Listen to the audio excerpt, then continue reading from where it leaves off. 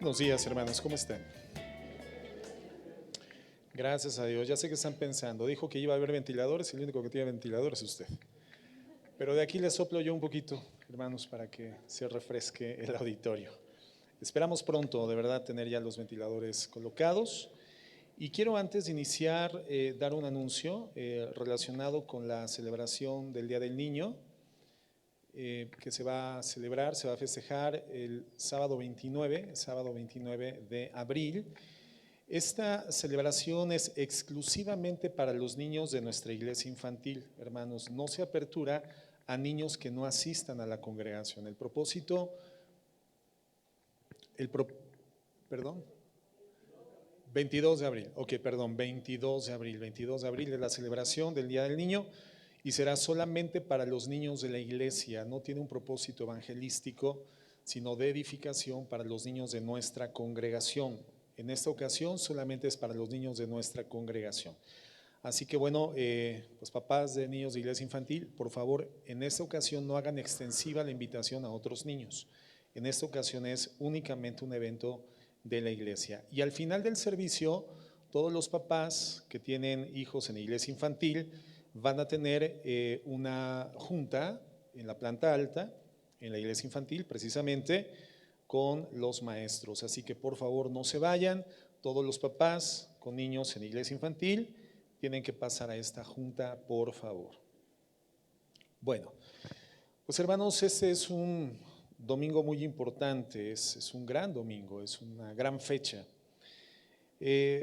Las fechas tienen relevancia por los hechos que representan, que conmemoran, que recuerdan, y no hay duda de que el evento, el hecho que estamos conmemorando el día de hoy es el más importante, hermanos, el más glorioso, el más extraordinario que ha tenido registro en la historia de la humanidad.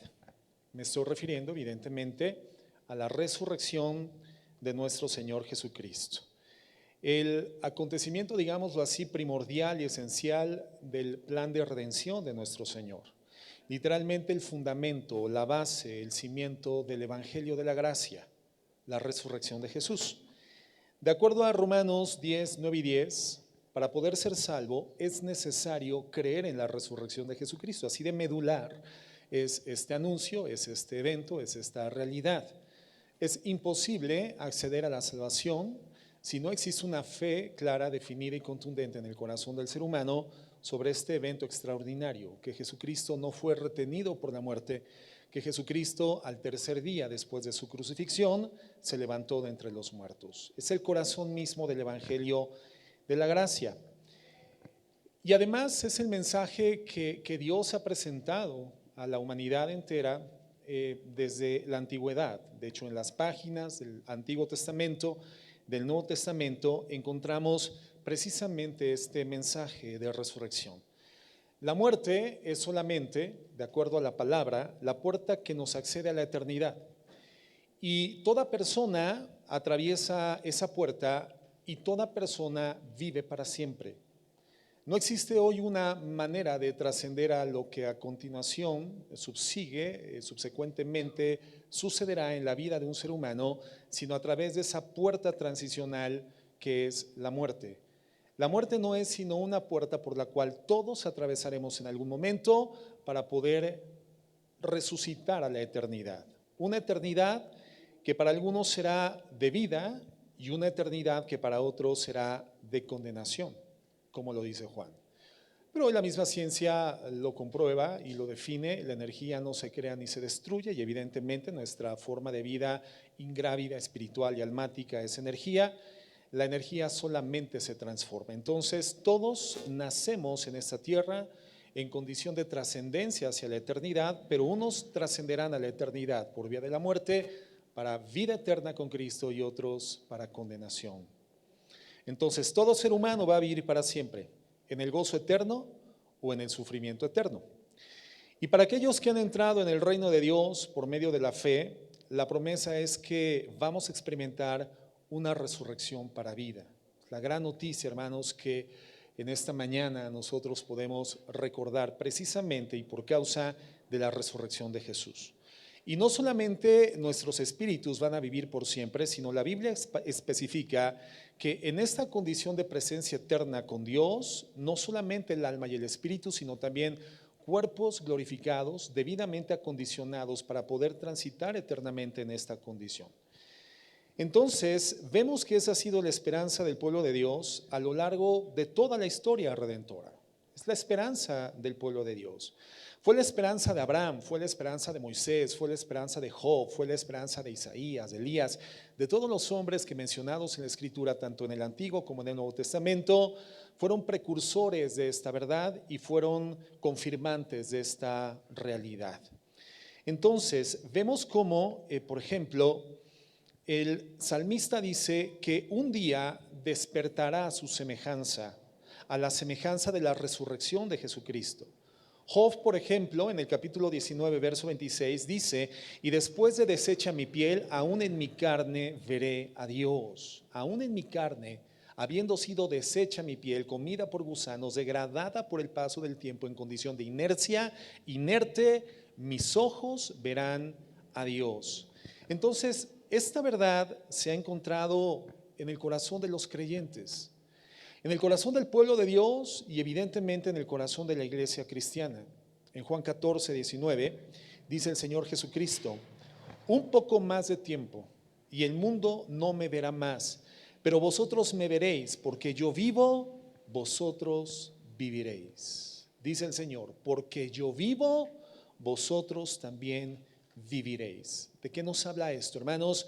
Que nuestra vida eterna, la resurrección del cuerpo en condición glorificada, tiene un fundamento extraordinario, un fundamento que no puede ser mudado, ni transferido, ni cambiado, ni permutado.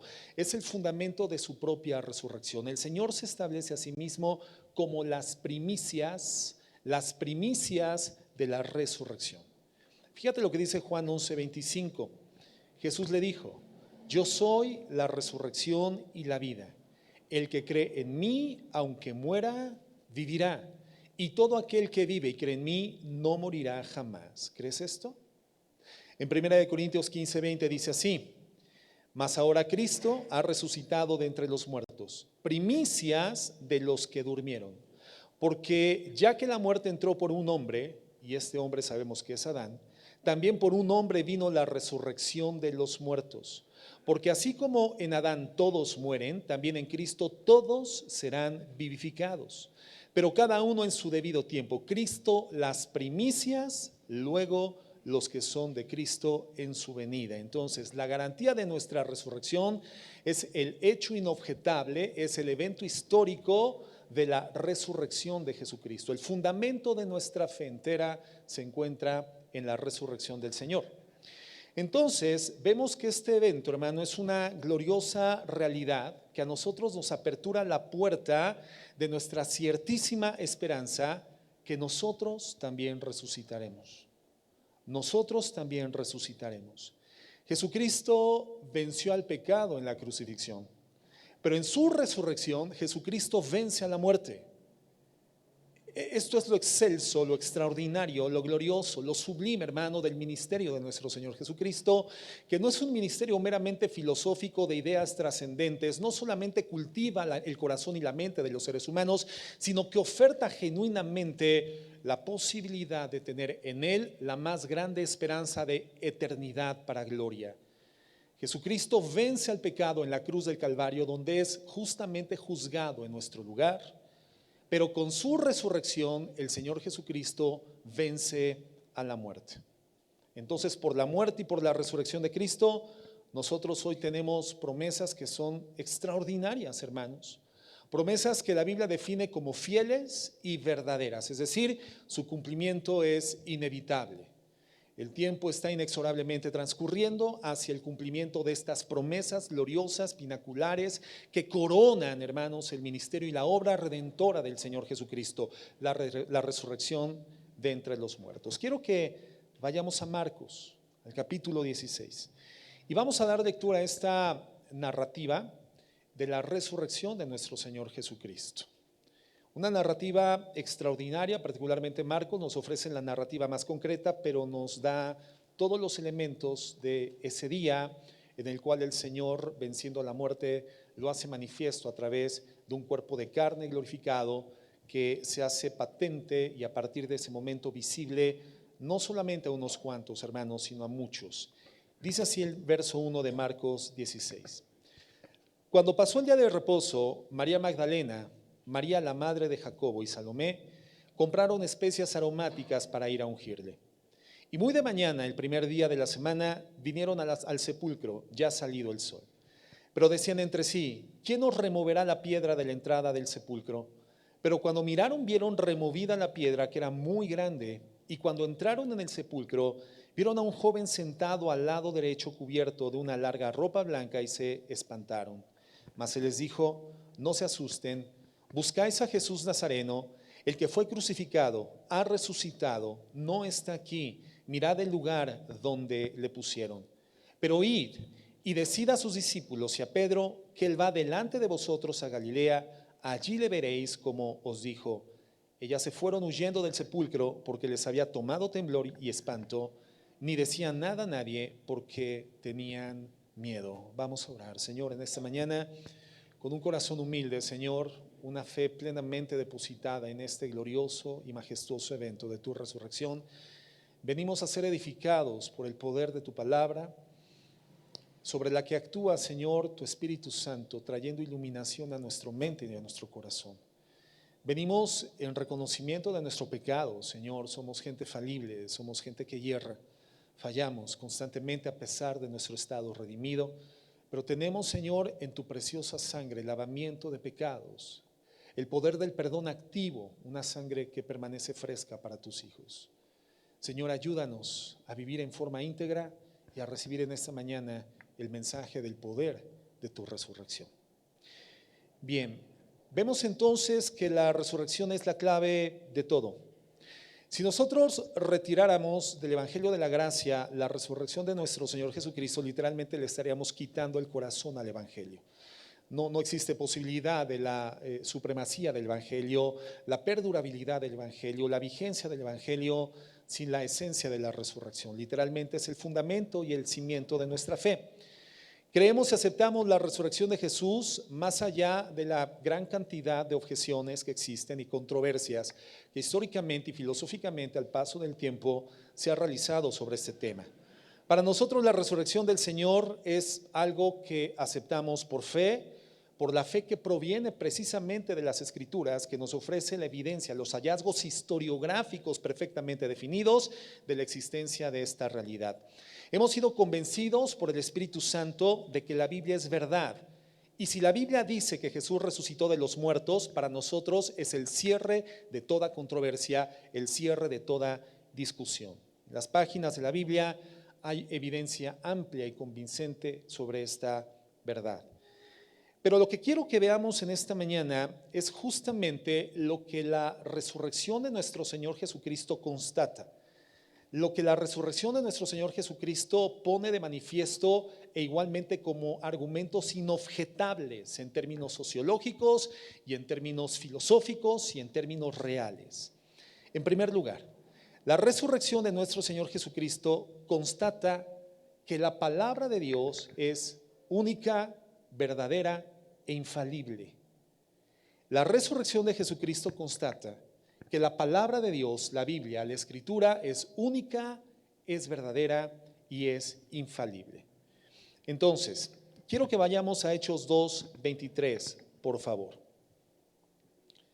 El día en el que la iglesia tiene su origen, el advenimiento del Espíritu Santo en el cumplimiento de la promesa del Señor que enviaría a su Santo Espíritu para capacitar a los creyentes y llevarles a ser testigos del Evangelio de la Gracia.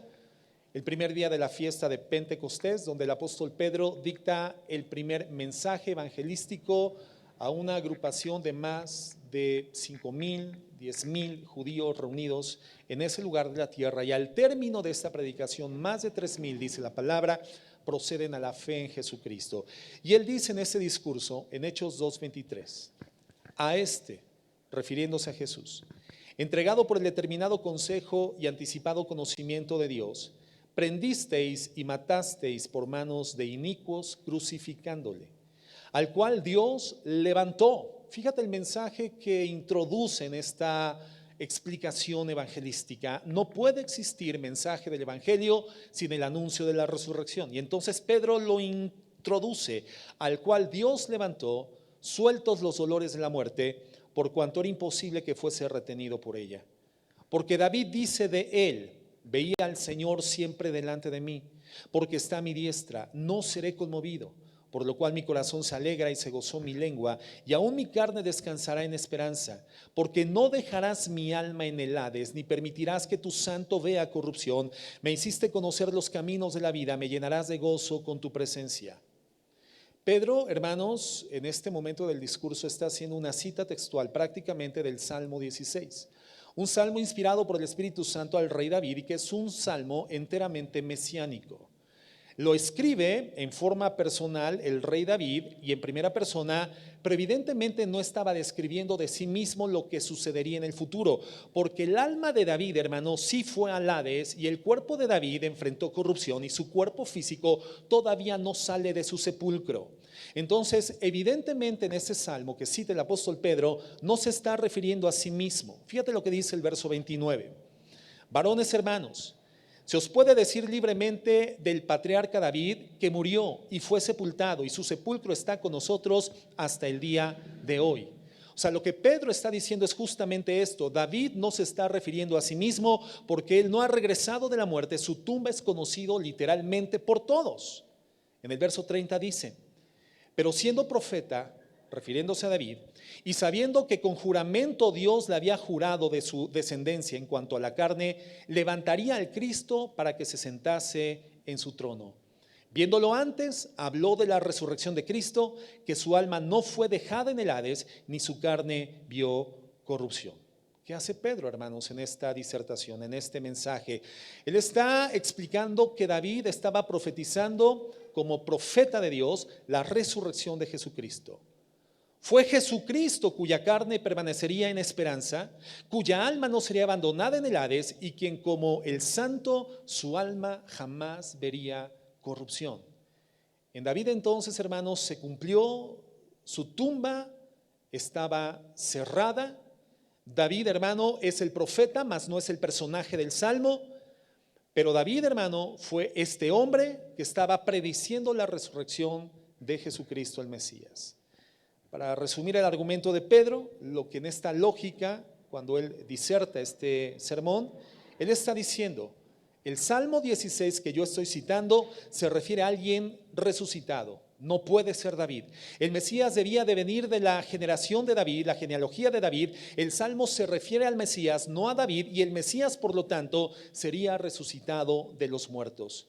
Y después concluye en el verso 32, a este Jesús resucitó Dios, de lo cual todos nosotros somos testigos. Entonces, ¿qué hace el Salmo 16, hermano, en el Antiguo Testamento? Da una predicción de la resurrección de Cristo. Si Jesucristo no resucita de los muertos, entonces, hermano, la Biblia en el Antiguo Testamento no estaría diciendo la verdad. Pero la resurrección de Jesucristo entonces prueba que la palabra de Dios, que la Biblia es la verdad. ¿Qué prueba entonces la resurrección de Jesucristo? Que la palabra de Dios es veraz, es infalible y es única. Fíjate lo que dice Hechos capítulo 13. Encontramos ahora a Pablo, que de forma muy coherente con Pedro, está predicando igualmente la resurrección de Jesucristo como el centro de la fe cristiana. Y dice en el verso 29 de Hechos 13: y habiendo cumplido todas las cosas que de él estaban escritas, quitándolo del madero, lo pusieron en el sepulcro. Mas Dios le levantó de los muertos. Pablo está hablando a una audiencia de gentiles, a una iglesia, a una audiencia pagana, a una audiencia que no tenía los antecedentes del judaísmo profético que apuntaban hacia el advenimiento de un Mesías redentor. Pablo está hablando a una audiencia que no tiene estos antecedentes en su forma cultural y entonces introduce el mensaje de la resurrección como parte medular del Evangelio de la Gracia. Y continúa diciendo: y él se apareció durante muchos días a los que habían subido juntamente con él de Galilea a Jerusalén, los cuales ahora son sus testigos en el pueblo. Y nosotros también nos anunciamos el evangelio de aquella promesa hecha a nuestros padres. O sea, Pablo ahora lo que está diciendo es, estamos predicando la resurrección. Son buenas nuevas, somos testigos de ello.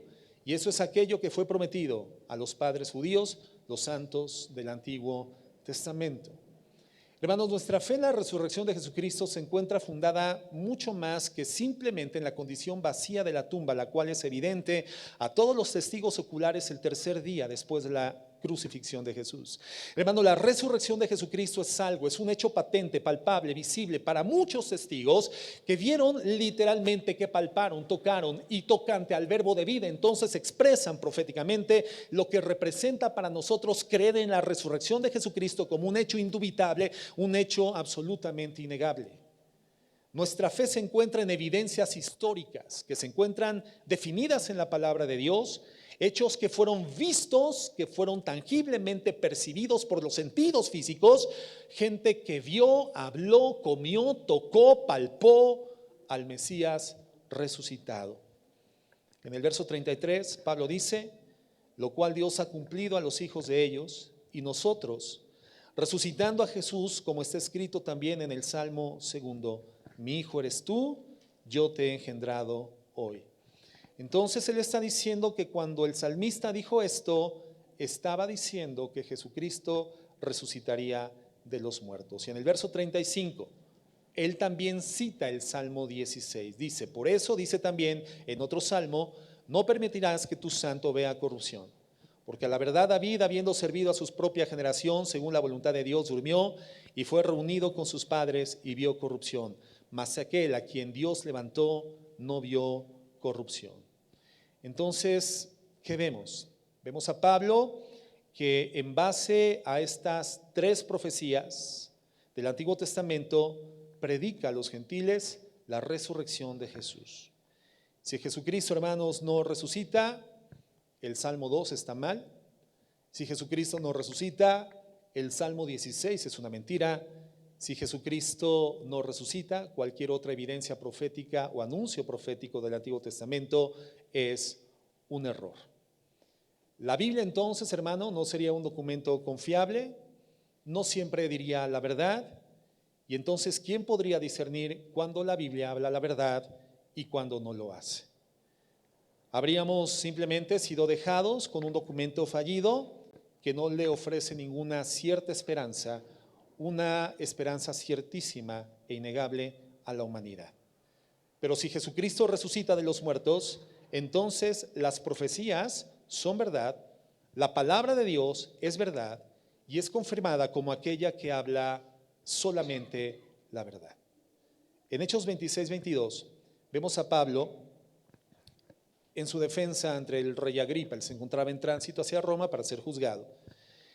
Y dice lo siguiente al rey Agripa: pero habiendo obtenido auxilio de Dios, perseveró hasta el día de hoy, dando testimonio a pequeños y a grandes, no diciendo nada fuera de las cosas de los profetas, que los profetas y Moisés dijeron que habían de suceder, que el Cristo había de padecer y ser el primero de la resurrección de los muertos, para anunciar luz al pueblo y a los gentiles.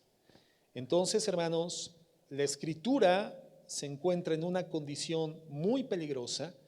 La Escritura literalmente se encuentra tambaleante si se predice la resurrección de Jesucristo en el Antiguo Testamento, pero cuando sucede, adviene, el hecho se suscita, entonces la palabra de Dios es probada y queda establecida como una verdad inobjetable, una verdad trascendente, una verdad en la cual podemos confiadamente depositar nuestra fe. Fíjate en Juan 2:19. El Señor Jesucristo habla al respecto y dice así: respondió Jesús y les dijo: destruyan este templo y en 3 días lo levantaré. Dijeron después los judíos: en 46 años fue edificado este templo y tú en 3 días lo levantarás. Mas él hablaba del templo de su cuerpo. Por tanto, cuando resucitó de entre los muertos, sus discípulos se acordaron que él había dicho esto y creyeron la Escritura y la palabra que Jesús había dicho. ¿Cuándo dice la Biblia que los discípulos de Cristo que escucharon esta confesión del Señor ante los fariseos, ante los sacerdotes, ante los religiosos de la época, destruyan este templo y en 3 días lo reconstruiré, hablando de su futura resurrección? ¿Cuándo creyeron en la palabra? Cuando la resurrección de Jesucristo, hermano, tuvo efecto. Ellos sabían que la Escritura prometía una resurrección y cuando sucede, entonces dice la Biblia que ellos terminan creyendo a la Escritura. La resurrección de Jesucristo tiene que afirmar entonces nuestra fe. La resurrección de Jesucristo es una confesión veraz de los hechos divinos. La confesión de Jesucristo es el fundamento de nuestra fe en una palabra que es infalible, una palabra que es veraz. ¿Qué confirma entonces que Cristo haya resucitado? Que la palabra de Dios, hermano, es verdad. Lucas 24:25. Fíjate lo que sucede con 2 discípulos que dice la Biblia, después del 3er día caminaban desconsolados hacia Emaús. Y dice así: entonces Él les dijo: oh insensatos, es Cristo delante de estos discípulos, pero estos discípulos con la vista velada por el Espíritu Santo. Ellos no identificaron a Jesús resucitado. Entonces Cristo les dijo: oh insensatos y tardos de corazón para creer todo lo que los profetas han dicho. ¿Qué acaso no era necesario que el Cristo padeciera estas cosas y que entrara en su gloria? Y comenzando desde dónde, hermanos, desde Moisés y siguiendo por todos los profetas, les declaraba en todas las escrituras lo que de él decían. Entonces, hermanos, ¿qué es lo que constata la resurrección de Jesucristo? Que las escrituras, en este caso lo que el Señor Jesucristo comienza a utilizar para argumentar que este evento era una realidad absoluta, el Antiguo Testamento, hermanos, los profetas, la ley de Moisés, los salmos son absolutamente verdad. El retrato de Jesucristo, el retrato del Mesías muerto, desangrado, se encuentra a lo largo de las páginas enteras del Antiguo Testamento. Cada ocasión que había un sacrificio de un cordero, habla de un momento donde hay una sustitución de un cuerpo muriendo por el pecado de otra persona. Pero cada vez que habla del Mesías reinando y gobernando, habla de un Mesías viviente, un Mesías que vence a la muerte. Por lo que el anuncio, hermanos, de la muerte del Señor Jesucristo, inequívocamente deriva el anuncio de la victoria de Cristo sobre la muerte. Lo vemos en las páginas del Antiguo Testamento, en todas las páginas. En 1 Corintios 15 vemos estas palabras en el verso 3. Dice así: porque primeramente os he enseñado lo que asimismo recibí, que Cristo murió por nuestros pecados conforme a las Escrituras, y que fue sepultado, y que resucitó al 3er día, conforme a qué, hermanos, conforme al que, a las Escrituras. Si Cristo no resucitó, entonces las Escrituras no son veraces. Pero si las Escrituras profetizaban la resurrección de Cristo y esta se registra, esta sucede, entonces la resurrección de Cristo prueba que la palabra de Dios, la Biblia, este documento integrado que tenemos en nuestras manos, hermanos, es absolutamente cierto y verdadero. Bien. En segundo lugar, la resurrección de Cristo prueba la veracidad de la palabra de Dios, pero prueba también algo extraordinario, prueba la divinidad de Jesucristo. De hecho, no encontramos una evidencia más grande para poder probar la naturaleza divina de Jesucristo, de que en él habita corporalmente toda la plenitud de la deidad, sino la resurrección de entre los muertos. Y esto es lo que la palabra de Dios constata. Si observamos el Nuevo Testamento, vamos a encontrar a mucha gente dando testimonio de esta certeza de que Jesucristo es Dios. Algunos testimonios, hermanos, son extraordinarios. Por ejemplo, los demonios reconocen la divinidad de Jesucristo. Mateo 5:6. Cuando vio pues a Jesús de lejos, corrió y se arrodilló ante él. Y clamando a gran voz dijo: ¿qué tienes conmigo, Jesús, Hijo del Dios Altísimo? Te conjuro por Dios que no me atormentes. ¿Quién está hablando con Jesús? ¿Quién es el interlocutor de este diálogo con Jesucristo? No es el endemoniado gadareno, sino la legión de demonios que se encontraban poseyendo la voluntad, la mente, la racionalidad y aún la fuerza física de esta persona, de este personaje. Un hombre poseído por demonios. Y cuando ven los demonios, definidos autodenominados legión, a Jesucristo de lejos, entonces se arrodillan y claman a gran voz diciendo: ¿qué tienes conmigo, Jesús, Hijo de Dios, el Altísimo? Te conjuro por Dios que no me atormentes. Fíjate cómo los demonios reconocieron que Jesucristo es el Hijo de Dios Altísimo. Y esa condición de Hijo de Dios, hermanos, el unigénito Hijo de Dios, lo hace consubstancial al Padre. Lo hace de la misma naturaleza eterna del Padre, de la misma naturaleza divina del Padre. Ellos están reconociendo a viva voz que Jesucristo es el Hijo de Dios y en consecuencia Jesucristo es Dios. En Juan 9, Jesús tiene un segundo encuentro con un hombre al que había sanado de ceguera. Y cuando este hombre sanado de ceguera da testimonio de que Jesucristo le ha sanado, es expulsado de la sinagoga. Y fíjate en el verso 35. Oyó Jesús que le habían expulsado y hallándole le dijo: ¿crees tú en el Hijo de Dios? Respondió él y dijo: ¿quién es, Señor, para que cree en él? Le respondió Jesús: pues le has visto y el que habla contigo él es. Y él dijo: creo, Señor. ¿Y qué hizo este hombre? Le adoró, le adoró. Él sabía que estaba tratando con Dios. La adoración es un acto, hermano, que para el pueblo de Dios se encuentra totalmente circunscrito y reservado para la divinidad. Ningún ser humano podría recibir para sí adoración. Ningún judío podría postrarse ante un ser humano por tener ciertas manifestaciones de carácter sobrenatural o por predicar con cierto nivel de autoridad. Este hombre recibe una iluminación espiritual del Espíritu Santo y constata en su corazón que aquel ante el cual se arrodillaba es Dios. Por eso dice que le adoró. Pedro dijo: tú eres el Cristo, el Hijo del Dios viviente. Tomás se refirió a Jesús diciendo: Señor mío y Dios mío. Natanael dijo: es el Hijo de Dios.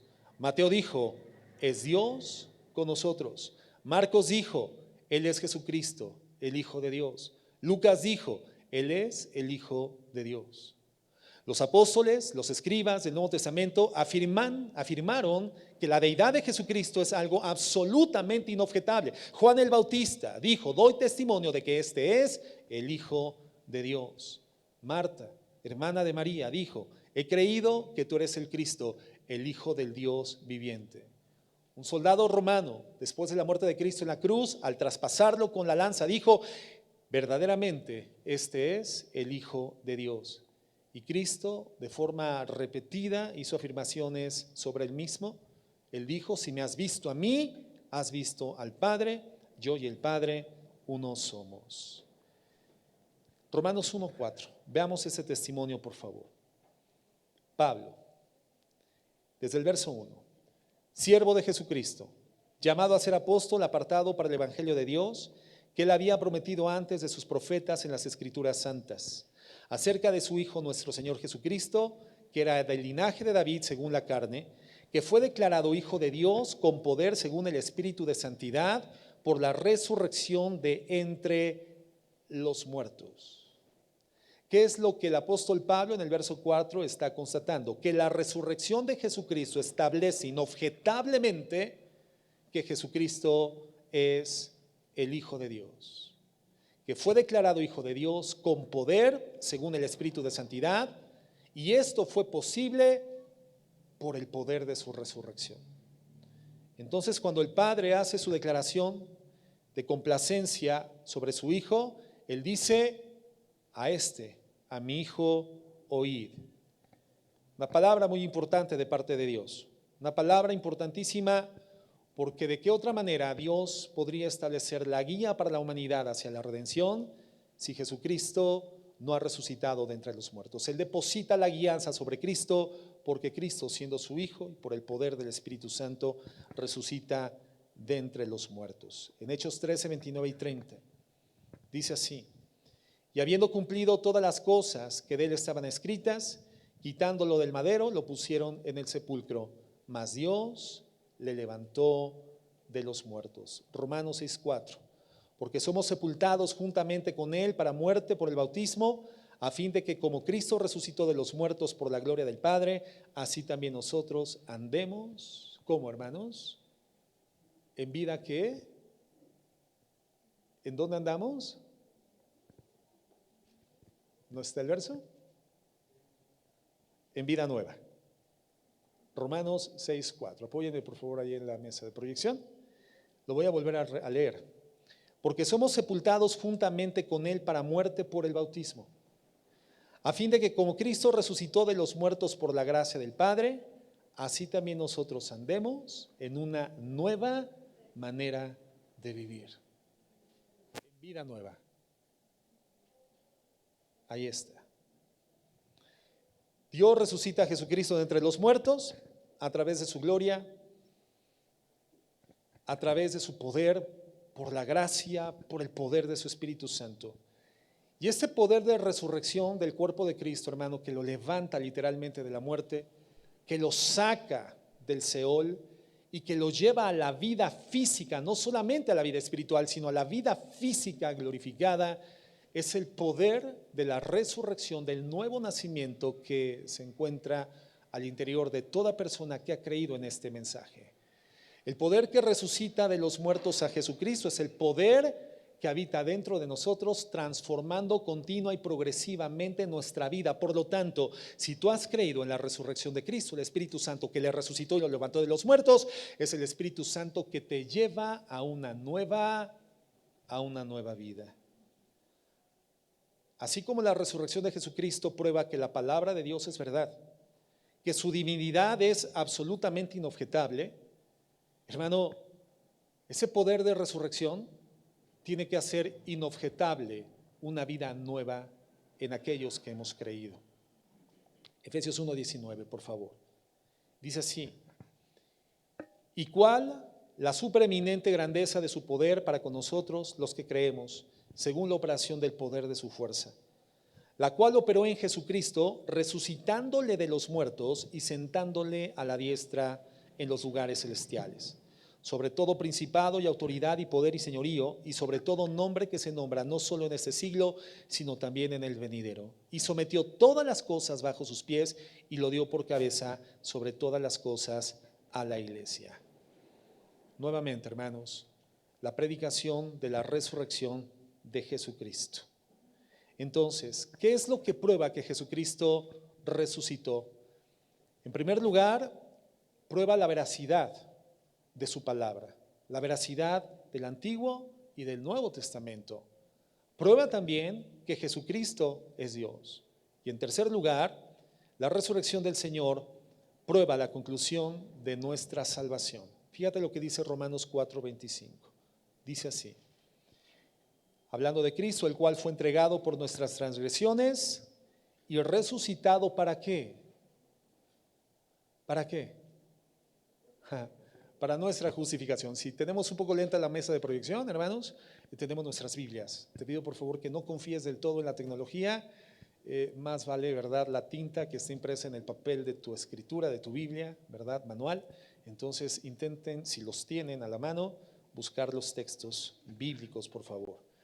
Nuevamente, Romanos 4:25, el cual fue entregado por nuestras transgresiones y resucitado para nuestra justificación. Si Cristo no resucita de la muerte, hermanos, nosotros no hubiéramos podido ser declarados justos delante de Dios.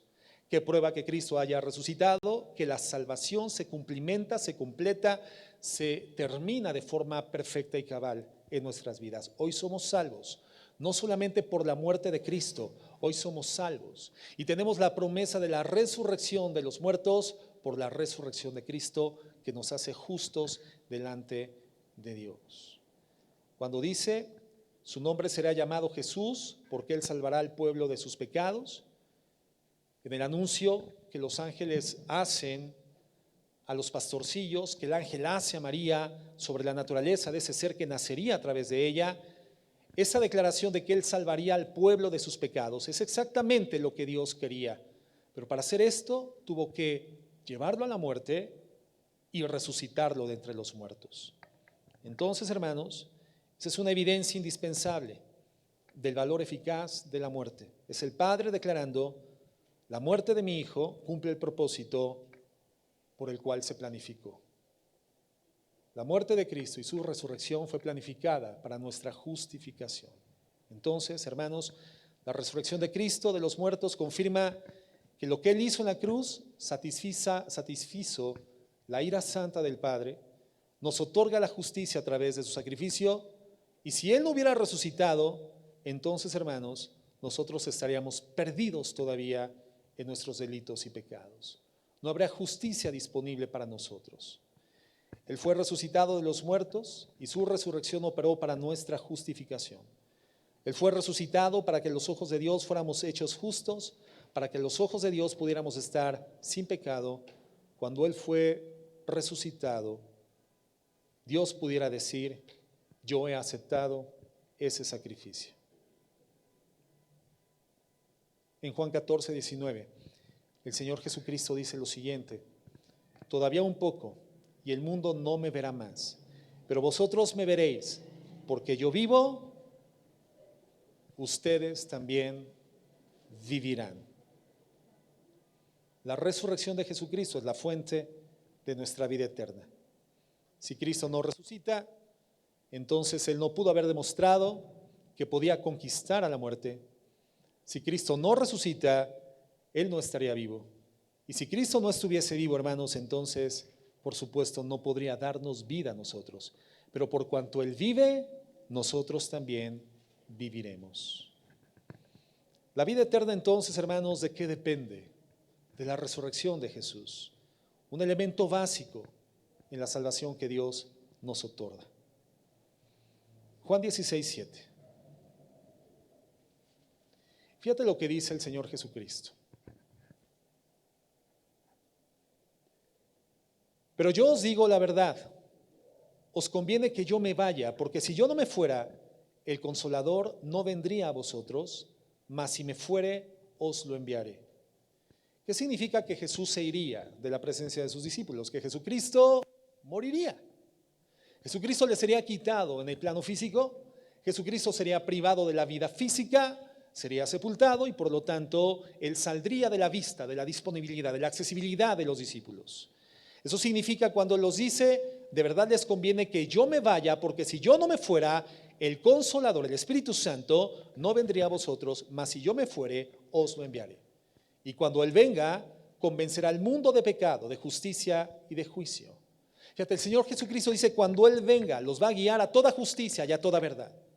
Cuando Él venga, Él los va a integrar al cuerpo de Cristo. Cuando Él venga, Él se va a convertir en la garantía de su vida eterna, las arras de la resurrección.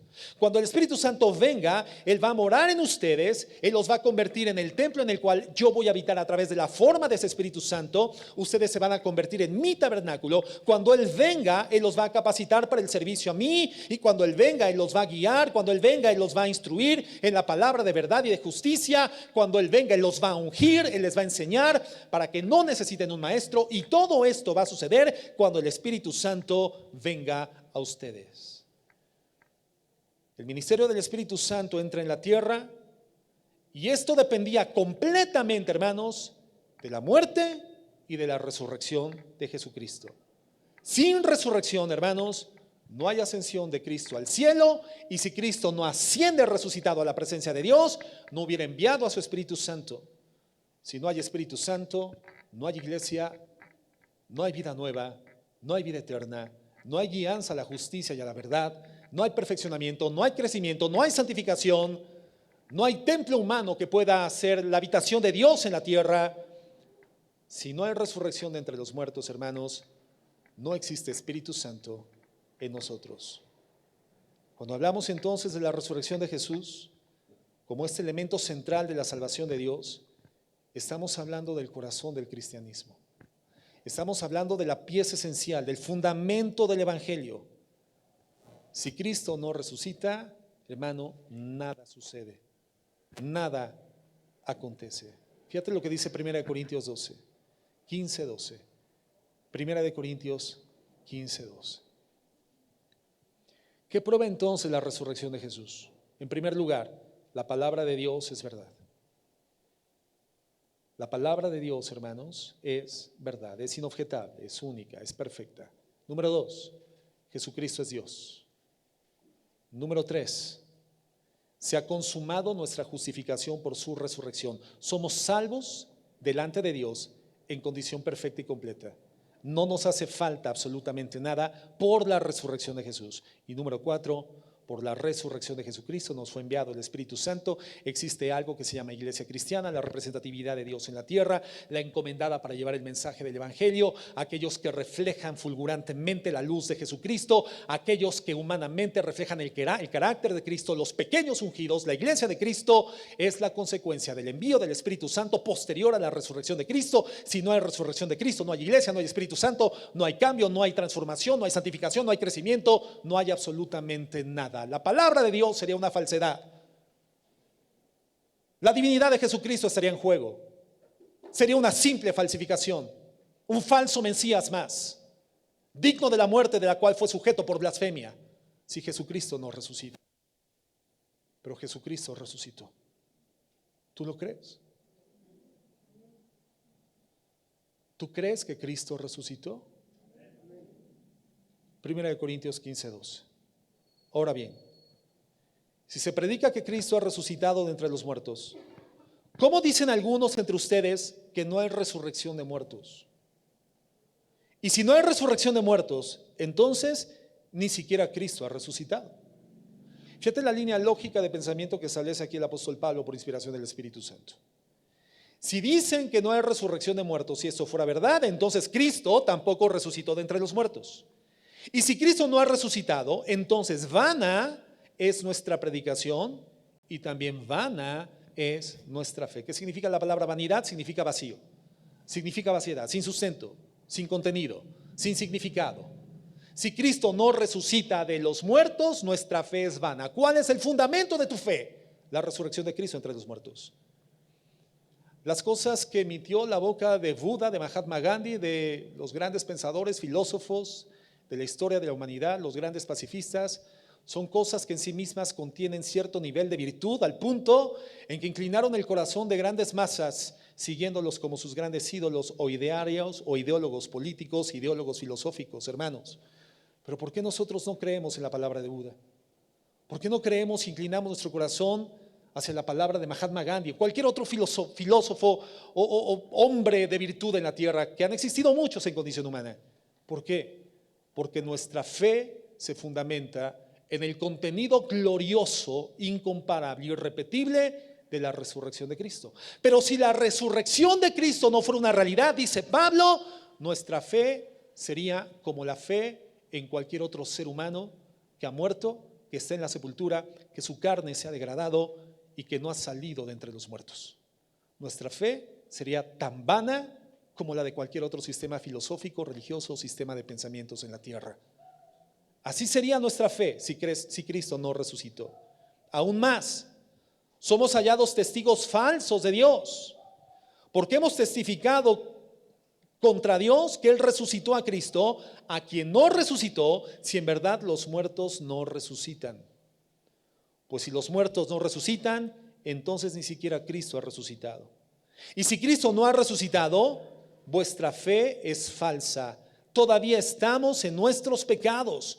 Entonces también los que han dormido en Cristo han perecido. Si, hermanos, esperando en Cristo para esta vida solamente, si esperamos en Cristo para esta vida, somos de todos los hombres los más dignos de lástima. Si Cristo no resucitó, mas ahora dice, Cristo ha resucitado de entre los muertos, primicias de los que durmieron, porque ya que la muerte entró por un hombre, también por un hombre vino la resurrección de los muertos, porque así como en Adán todos mueren, también en Cristo todos serán vivificados, pero cada uno en su debido orden. Cristo las primicias, luego los que son de Cristo en su venida. Hermano, si Cristo no resucitó, seríamos, dice el apóstol Pablo, los hombres, las personas más dignas con misericordia, de lástima, porque nuestra vida continuaría sumida en la miseria si Cristo no resucitó. ¿Tú crees que Cristo resucitó? ¿Tu fe es vana? ¿Tu fe es real? El poder de la transformación de la condición molecular del cuerpo de Cristo, que lo llevó de una condición meramente humana a un cuerpo lleno de gracia, de gloria e hiperdimensional, pero continuando siendo un cuerpo físico, tangible, visible, que puede ser tocado, que se alimenta. Ese poder de resurrección que existe en Cristo es el poder de transformación que por el Evangelio entra a la vida de una persona y la cambia y la transforma y la lleva a una vida nueva. Si tú has creído en el poder de la resurrección de Jesucristo, entonces tu vida tendría que demostrar el poder del cambio, el poder de la transformación.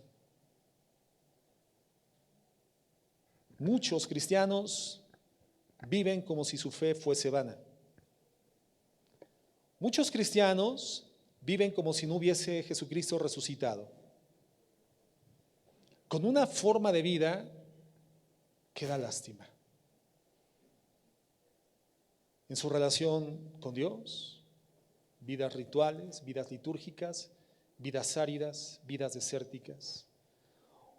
Una especie de vinculación con Dios que obedece más a una condición forzada por causa de una creencia de la cual filosóficamente te has convencido, pero que en términos reales ni siquiera persuade tu voluntad para poder con ánimo pronto presentarte delante de Dios todos los días en condición de gozo y de paz.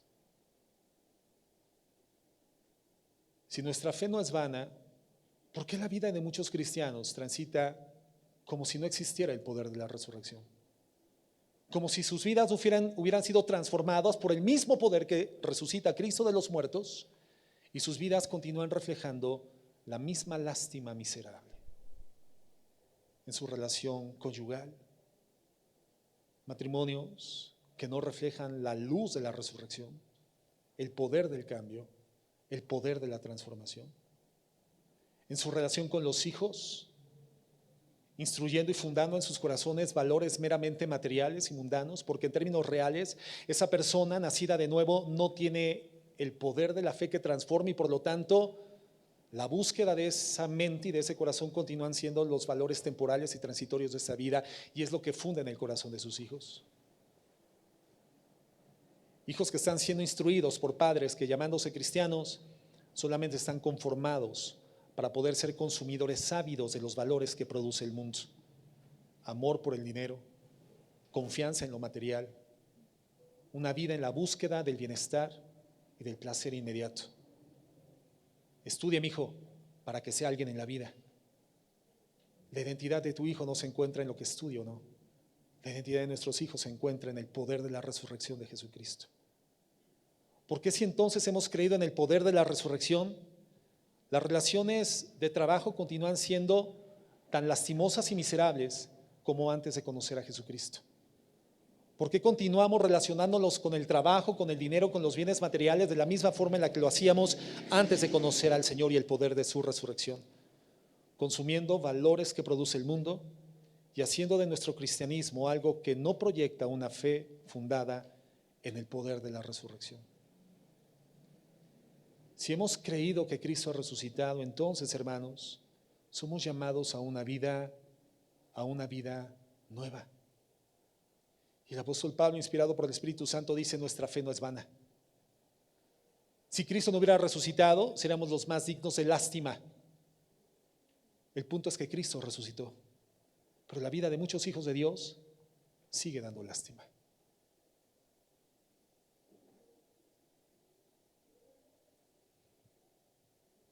Primera de Juan 3:2.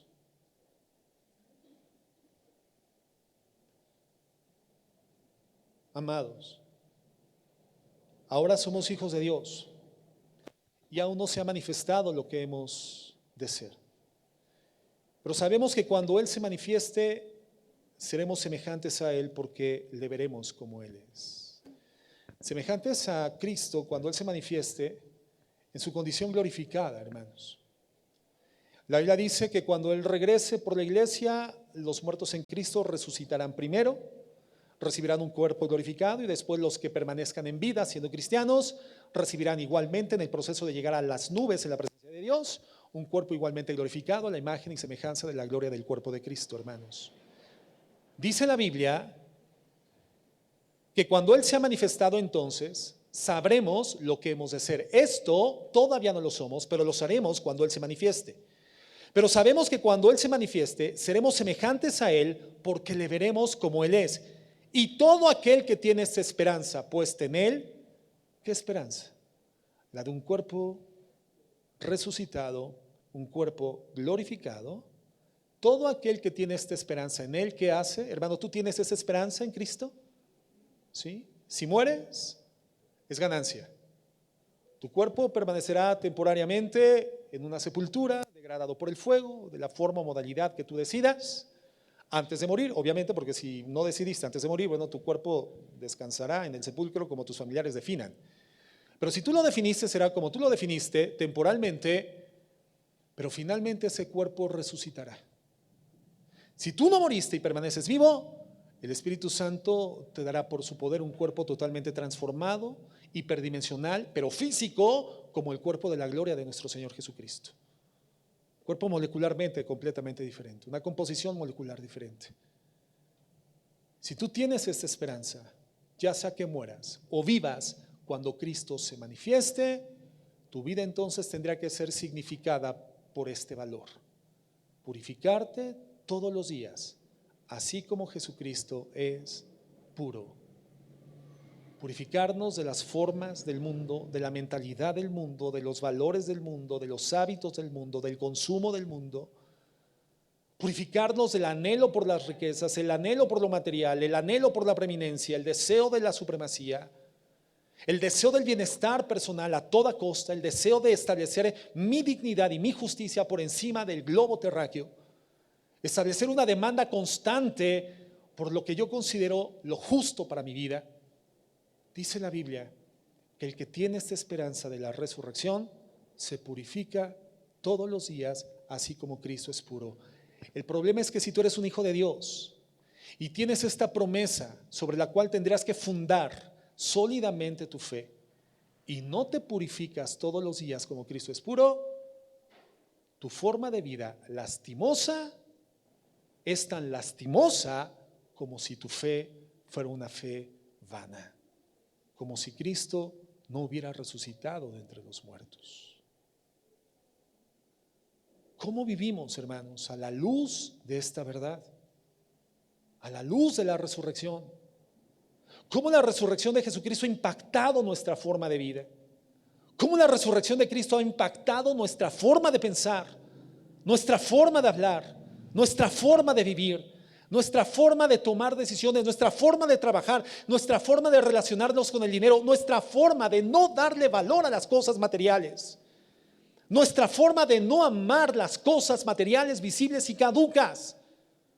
Cómo la resurrección de Cristo ha impactado nuestra manera de mirar en el mundo y el destino hacia el cual objetivamos nuestra mira en el mundo, hacia las cosas del cielo o hacia las cosas de la tierra. Hay cristianos, hermanos, en quienes no se identifica el impacto del poder de la resurrección, porque su fe, su forma de vida es propia de una fe que es vana, una fe infundada. Pero Cristo resucitó. Por lo tanto, somos llamados a una nueva vida. La palabra de Dios es verdad. La divinidad de Jesucristo es inobjetable, es incuestionable. El Espíritu Santo vino a nuestras vidas y funda la iglesia. La resurrección de Jesucristo culmina nuestra salvación. Y permanecemos en esta tierra, hermano, en la gloriosa esperanza de que un día estaremos con Él y le veremos tal como Él es. Y seremos de una forma en la que hoy no somos, pero en esa esperanza, hermano, está el mayor estímulo de no ser como el mundo es, de no vivir como el mundo vive, sino manifestar la gloria de su resurrección a través de una nueva vida, una vida nueva. El poder de la resurrección ha transformado tu matrimonio, la relación con tus hijos. Ha transformado, ha trasladado tus afectos de las cosas materiales a las espirituales. Ese es el poder de la resurrección en la vida de una persona que lo ha creído y le ha entregado la vida al Señor. ¿Cómo estamos viviendo? ¿A la luz de este poder o a la sombra de una fe vacía? A la sombra de una fe vana. ¿A la luz o a la sombra? Hermano, en esta mañana de domingo tenemos la oportunidad de gloria que el Señor nos otorga de renovar y refrendar nuestras convicciones y dejarnos transformar gradualmente, progresivamente por esa convicción, por esa verdad inobjetable, por ese hecho registrado en la historia que ha transformado el destino de la humanidad.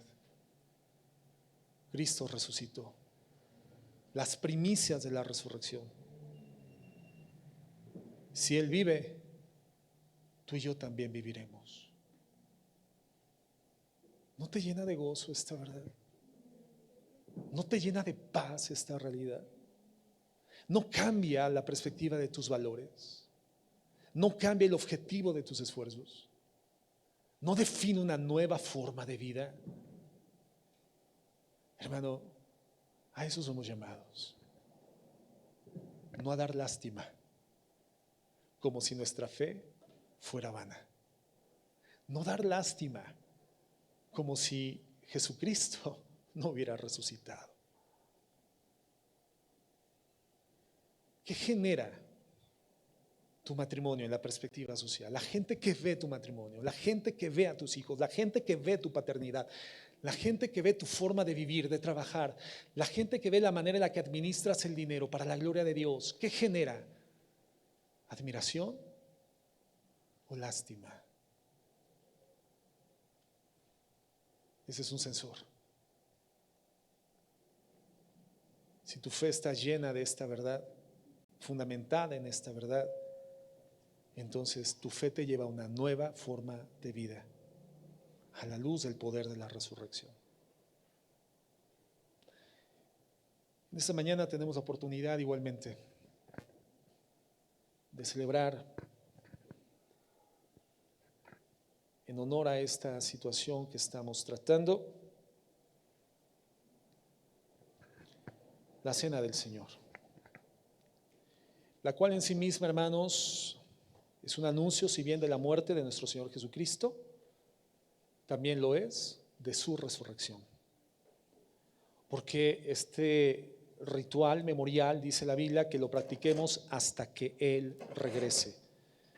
Participar en este ritual litúrgico que el Señor deja en ordenamiento para la iglesia a lo largo de los siglos es justamente anunciar la convicción de que Él murió, bajó muerto de la cruz, fue sepultado, pero al tercer día resucitó.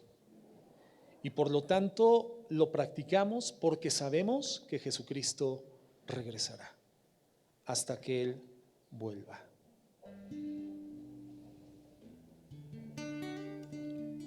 Voy a pedir, por favor, que intentemos ya no levantarnos de nuestros lugares y permanecer quietos. Ahora sí ya, por favor, en total quietud. Ya no es tiempo de ir al baño, ya no es tiempo de levantarse.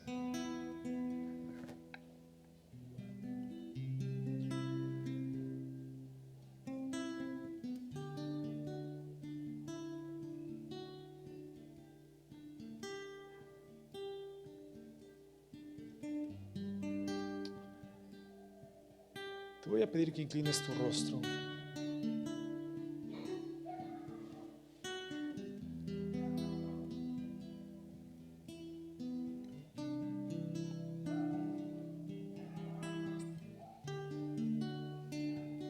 Tomemos unos minutos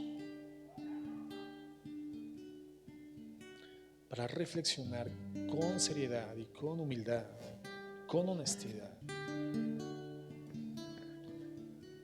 ¿Qué representa para mi vida personal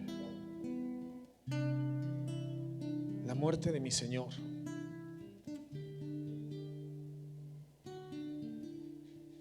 Que en condición santa y sin pecado fue constituido en el depósito humano del Padre, donde Él establece la culpa de toda la humanidad. Que haya sido llevado al lugar de la sentencia, donde fue cumplida de manera cabal e inclemente, tomando el lugar que a mí me correspondía.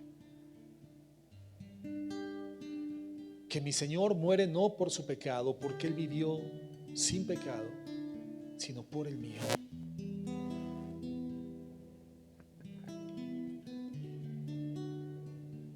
¿Qué significa que ese ser lleno de gracia y lleno de virtud haya sido traspasado por los dolores de la muerte, por los dolores del martirio? ¿Qué significa para mí que ese hermoso rostro de luz haya sido escupido, haya sido golpeado por mí? ¿Qué significa que mi pecado haya sido la causa por la que el Hijo de Dios hubiese tenido que encarnarse y después de vivir una vida de perfecto testimonio y santidad, ser el depósito del dolor que yo merecía?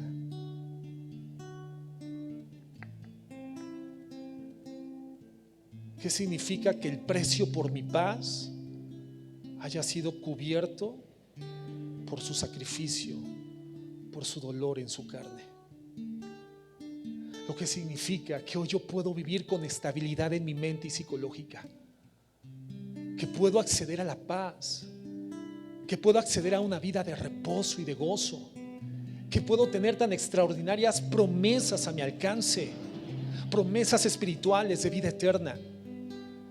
Lo que significa que hoy hay una herencia inmarcesible, incontaminada, inmancillable, esperando para mí como su hijo en los cielos. Que me encuentro espiritualmente sentado con Él en los lugares celestiales en Cristo Jesús.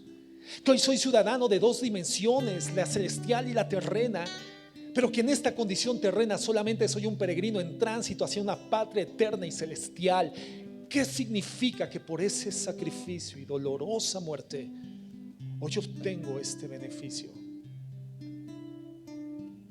Pero que cada una de esas bendiciones y promesas no podrían cumplirse si Jesucristo no hubiera resucitado de los muertos.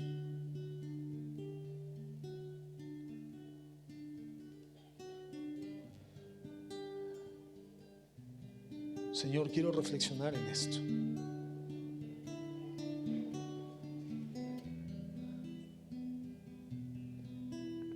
Quiero pensar profundamente cómo he respondido a esa verdad.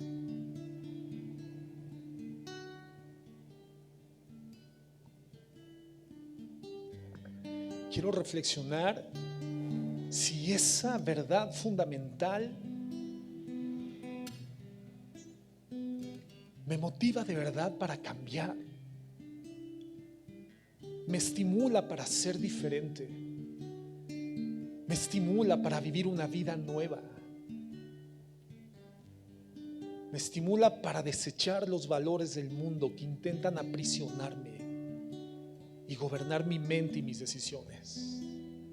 Me estimulan para abandonar el amor por lo material, el amor al dinero, y restablecer en lo espiritual los valores eternos que poseen. Señor, quiero pedirte perdón.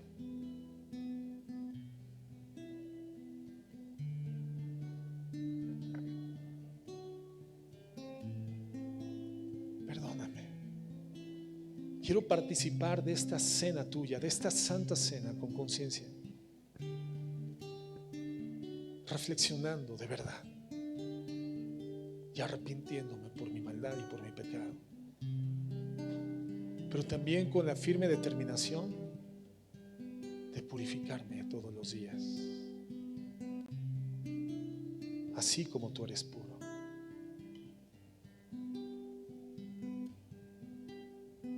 Perdóname, Dios.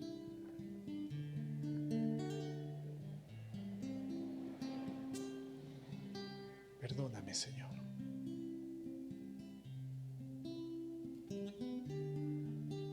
Voy a pedir, por favor, que pasen libremente, hermanos, a tomar los elementos de la mesa, con cuidado, porque los vasos de uva de jugo tienen solamente la tapa sobrepuesta. Entonces no lo tomen de la tapa, tómenlo del cuerpo del vasito, porque podrían derramarlo. Si tú estás listo,